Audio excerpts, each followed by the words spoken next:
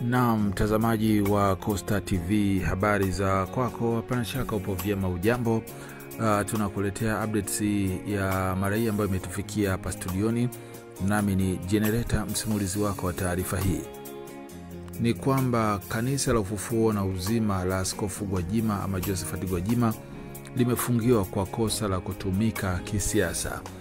Barua kutoka Wizara ya Mambo ya Ndani, ofisi ya msajili wa jumuiya, inasomeka kama ifuatavyo, mtazamaji wa Costa TV. Kufungwa kwa shughuli za kanisa la Glory of Christ Church, kanisa la Ufufuo na Uzima. Narudia tena hapo, kufungwa kwa shughuli za kanisa la Glory of Christ Church, kanisa la Ufufuo na Uzima, chini ya kifungu cha 17B na kifungu cha pili cha sheria ya jumuiya sura ya 337 kama kilivyorekebishwa na kifungu cha 39B cha sheria ya marekebisho mbalimbali ya sheria namba 3 ya mwaka 2019. Tahadhari: rejea somo tajwa hapo juu. Katika siku za hivi karibuni, kupitia vyombo vya habari na mitandao ya kijamii, unaonekana ukiwa katika mimbari ya kanisa la Glory of Christ Church, kanisa la Ufufuo na Uzima, ukitoa mahubiri yenye mwelekeo wa kisiasa na nia ya kuichonganisha serikali na wananchi. Vitendo hivyo ni kinyume cha sheria ya jumuiya sura 337 na vinaweza kuhatarisha amani na utulivu nchini.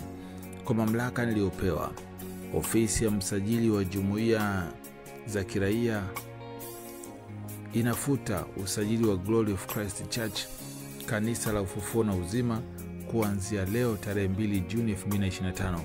Hivyo unatakiwa kusitisha shughuli za kanisa lako mara moja, chini ya kifungu cha 19 cha kwanza cha 19(1) cha sheria ya jumuiya sura 337. Kanisa lina haki ya kukata rufaa juu ya uamuzi huu kwa waziri wa mambo ya ndani ya nchi kupitia kwa katibu mkuu ndani ya siku 21 kuanzia tarehe ya barua hii, kwa amri ya msajili wa jumuiya za kiraia. Haya, hiyo ndio taarifa ambayo imetufikia hapa Costa TV, mtazamaji. Hivi tunavyozungumza, basi taarifa ndio hiyo kwamba kanisa la Askofu Gwajima lafungwa.